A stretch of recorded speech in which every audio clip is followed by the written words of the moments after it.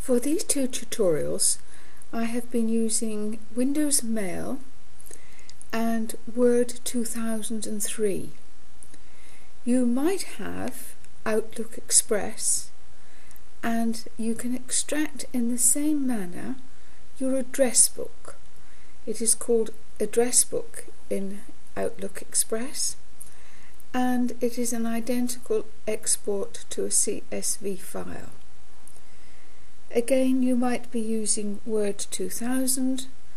That is no different from 2003 for this particular exercise.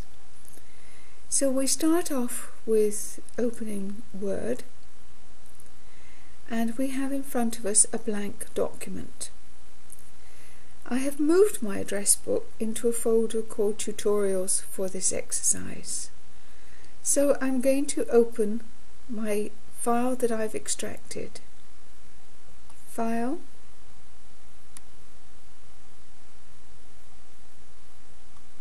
open, and I've moved it, as I said, to a directory called Tutorials, but it is this file here called Email Addresses. Highlight it and then open.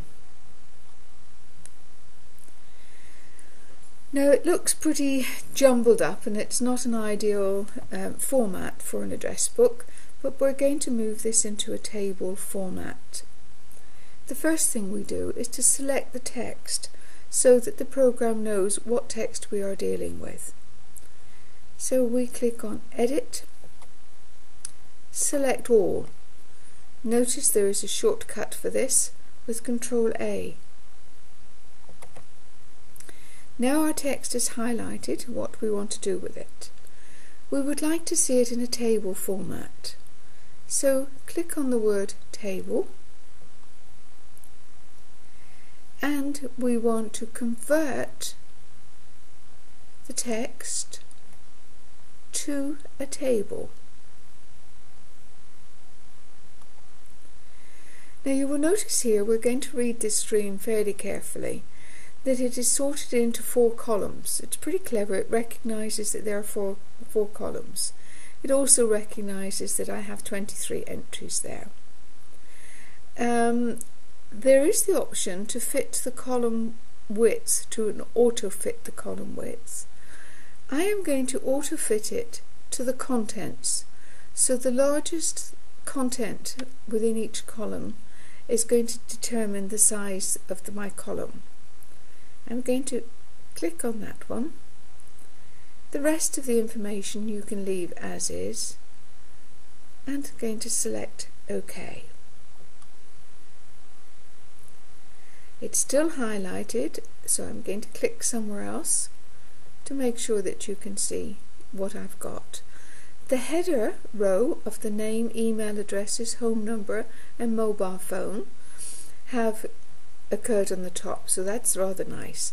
We have now got our list in a table format with the name, the email addresses, the home numbers, and wherever we have the information of a mobile number. Now what you can see is that there hasn't been enough room with the width of our page to actually keep the telephone numbers in one column together. So I am going to turn this page around so that it is in landscape mode. I'm going to click on File, Page Setup, and select Landscape and OK. Now you will notice that my telephone number has got a big enough column for it to be displayed properly.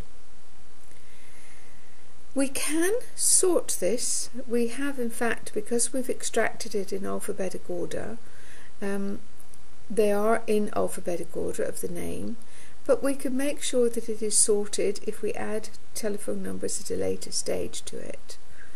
And again, it is Table,